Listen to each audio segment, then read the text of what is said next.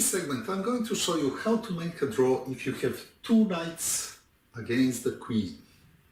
Now, as you know, the queen is much stronger than the two knights. But there is one position that allows you to make a draw. Just one. With the bishop and the knight, you can hope to create a barrier that is going to protect your king, but with two knights, you don't have any such hopes. So here is the only position that allows you to escape with a draw. If you can create the position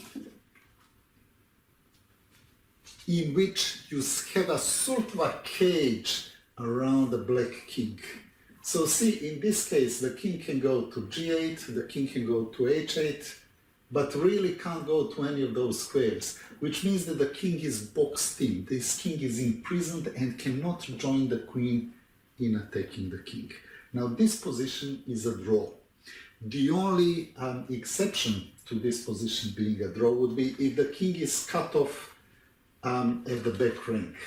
If that happens, if the king is cut off at the back rank, then it will be possible for the queen to follow the king, and sooner or later this king is going to be out of squares, and when that happens, unfortunately, you know, without the two knights, this would be a stalemate, but white does have two knights, and because no king moves can be made, now you have to move your knight, and then a check or two here and there, you're going to lose one of the knights, after which it really is quite trivial for your opponent to win the game.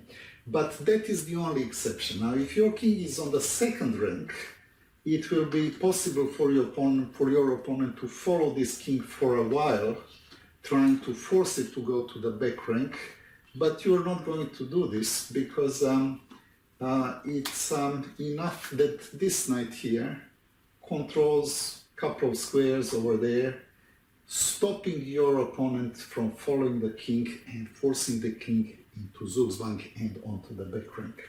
So this position is a draw. Your king can always find enough square to maneuver. The only thing that you have to avoid is going down to the back rank, because then you won't be able to save the game.